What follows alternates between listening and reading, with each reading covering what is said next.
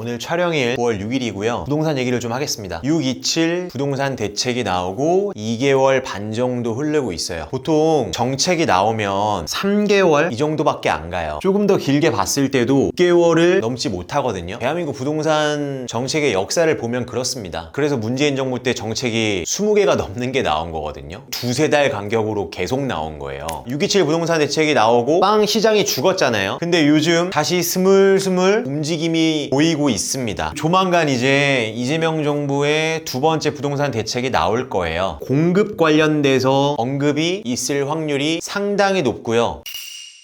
주택 부족 현상이 현재 지속되고 있습니다.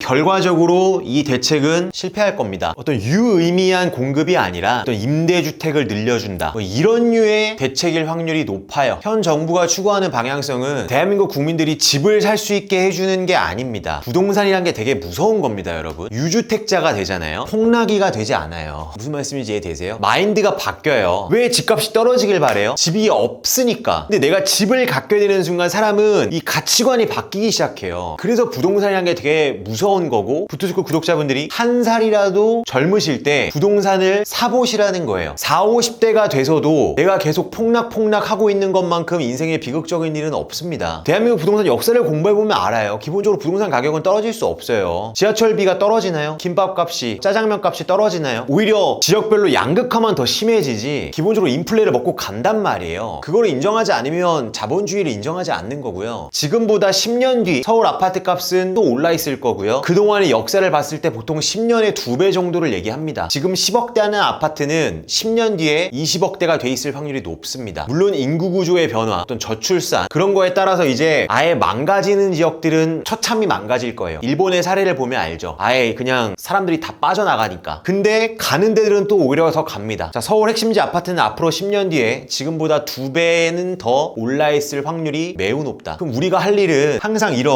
어떤 대책들이 나와서 사람들이 벙쪄 있을 때 뭔가 공포감에 휩싸이고 할 때 그때 기회를 잡는 거예요. 아니면 어떤 경매라는 제도 같은 걸 활용하든가. 문재인 정부 때 보여줬고요. 그 이전에 노무현 정부 때 보여줬습니다. 아니, 중간중간 이명박 정부, 박근혜 정부 때도 보여준 거예요. 규제 정책으로는 절대 집값을 잡을 수 없어요. 이명박 정부, 박근혜 정부 때 집값이 빠졌잖아요. 오히려 진보 정권 때 집값이 오르고 보수 정부 때 떨어지는데 왜 그러느냐? 공급만이 집값을 떨어뜨립니다. 집값을 떨어뜨리려면 집을 많이 지어야 돼요. 집을 많이 지으려면 어떻게 해야 돼요? 건설사들이 집을 짓고 싶게끔 만들어줘야 돼요. 근데 지금 현 정부에서 절대 그렇게 할 수 없습니다. 왜냐면 그거는 기본 정치 이념이기 때문에 더 옥죄고 더 집을 짓기 힘들게 하고, 지금 건설사에서 사고 한번 터지면 아예 회사 날아가게끔 만들고 있잖아요. 누가 겁나서 집 져요? 점점점 집은 부족해질 거고요. 앞으로 2년 뒤, 3년 뒤 또 어떤 무서운 장이 벌어질지 모릅니다. 현 정부 임기 말로 갈수록 공급 대책이 나올 건데 그냥 이상한 공급입니다. 문재인 정부 때 공급 기억나시죠? 어디 그 임대주택 가서, 그 동영상 아직 생생하신 분도 있으실 겁니다. 가서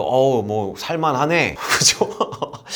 3인 가족, 4인 가족 살아야 되는데 원룸 같은 거 만들어서, 그런 류의 공급 대책일 확률이 매우 높습니다. 기본적으로 서울은 정비 사업을 풀어줘야 돼요. 근데 그게 충돌이 일어난다고요. 투기꾼을 양성한다고 생각한다 말이죠. 다음 대책이 나올 겁니다. 이미 이 영상이 나갈 때 나왔을지도 모르겠습니다. 기사를 보면 627 대출 규제 이후 폭등세에 급제동이 걸렸던 서울 집값의 상승폭이 다시 확대되고 있습니다. 거래량이 다시 회복되고 있어요. 강남 3구, 강남 서초 송파랑 마용성, 마포, 용산, 성동에 신고가가 일어나고 있다. 그리고 오해하시면 안 되는 게, 지금 서울 아파트 가격이 빠지고 있는 게 아니에요. 서울의 주간 아파트 매매 가격이 6월 넷째 주에 0.4% 상승이었어요. 상승폭이 준 거예요. 상승폭. 상승은 하는데 그 폭이 줄어든 거지, 이게 하락으로 간 게 아니라는 뜻입니다. 지금 31주 연속 상승을 하고 있어요. 그러니까 오르고 있는데 이게 조금 오르냐 많이 오르냐 차이지, 지금 계속해서 오르고 있고, 또 시간이 지났을 때는 항상 얘기하는 거 뭐예요? 그때 살 걸. 앞으로 이재명 정부 5년 동안 집값은 어떻게 되냐? 한 3개월 빠지다가요, 또 6개월 오르다가요, 또 정책이 뭔가 하나 나와서 또 한 6개월 또 조용하다가 다시 또 3개월 반등해서 오르고, 그런 식으로 그거를 예측하려고 하시면 안 돼요. 그건 맞출 수 없습니다. 근데 힌트를 고맙게도 그때그때 준다. 언제? 이렇게 심리가 죽었을 때가 기회다. 그래서 결과적으로 5년 뒤가 끝났을 때는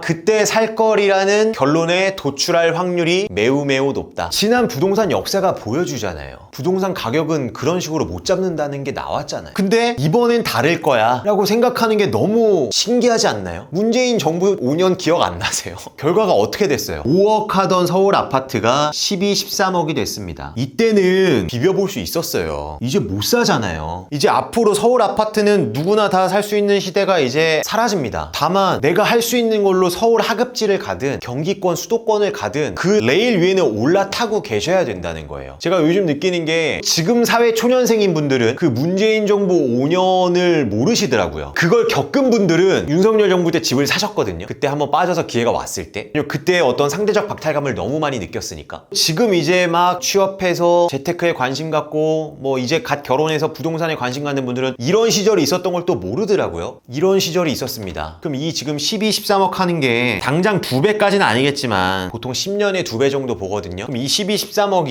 이제 10억 중후반으로 간다. 앞으로 재임 기간 5년 내에. 그래서 절대 이 기회 놓치지 마세요. 미국 주식 코인 너무 좋아요. 너무 좋습니다. 근데 부동산 꼭 끼고 계셔야 돼요. 대한민국 역사를 보면 깨닫게 돼요. 역사를 보면. 지금 우리 부투스쿨 구독자분들 중에는 그게 절절히 안 와닿으실 분도 있는데 그런 분들이 있었어요. 옛날에 노무현 정부 막차 때 집을 사서 2007년 이럴 때거든요. 제가 첫 투자 뛰어들었을 때인데 이때 뭐 용인에 이런데 대형 아파트 사가지고 그때부터 반토막이 나서 2014년 15년까지 그 박근혜 정부 하반기까지 계속 떨어지다가 이때 살짝 반등해서 거의 본전치기 하거나 약간 손해보고 판 분들이 있어요. 거의 한 8, 9년의 시간 동안. 그리고 팔자마자 2017년부터 지금 이렇게 2배 이상 올랐죠. 그 감정이입 안 해보셨죠? 어떤 감정이? 내가 샀는데 반토막 났는데 8년을 기다려서 본전치기 했어. 겨우. 근데 그 뒤로부터 2, 3배 올랐을 때 그 박탈감 10년 세월 지난 거 아니에요. 30대, 40대였던 내가 이제 은퇴자가 되는 이 의사결정 한 번의 잘못이 어마어마하다는 겁니다. 한 살에도 젊을 때부터 테스트 받으셔야 돼요. 1, 2억, 2, 3억 부동산일 때부터 테스트를 해야 나중에 큰 규모 부동산일 때 큰 실수를 안 합니다. 제발 현 정부 하에서는 예전 문재인 정부 때처럼 정말 어마어마한 후회를 하는 분들이 안 나오시길 적어도 우리 부투스쿨 구독자분들 중에서는 그러기를 간절히 바라고요. 물량이 충분하다. 앞으로 공급해 줄 거다. 그 공급은 여러분이 생각하는 그 공급이 아닙니다. 여러분 월세가 오르고 있어요. 월세가 오른다는 거는 엄청 무서운 얘기예요. 왜냐 한 번 오르는 월세는 떨어지지 않거든요. 내 가처분 소득이 줄어든다는 거죠. 그럼 먹는 걸 줄여야 되는 거고요. 지금 살고 있는 집에서 더 멀리 가야 되는 거예요. 출퇴근 시간이 길어진다. 그 말인즉슨 내 인생이 짧아진다는 거죠. 길에서 보내야 되는 시간이 많아지니까. 외면한 대가는 반드시 치르게 되어 있습니다. 이 모든 과정을 직접 제가 투자자로서 19년을 겪었기 때문에 말씀드리는 거예요. 항상 이번엔 다르다고 말하는 사람들이 있었습니다. 인구 얘기, 저출산 얘기 옛날부터 나온 얘기예요. 고령화가 갑자기 됐나요? 저출산이 뭐 옛날에 몰랐나요 우리? 부디 부투스쿨 구독자분들은 선동되지 마시고 현명히 한 발은 땅에 딛고 현실을 직시하시면서 내가 지금 할 수 있는 방법을 강구하시면서 꼭 실행에 옮기셨으면 좋겠습니다. 모두 부자가 되십시오. 파이팅!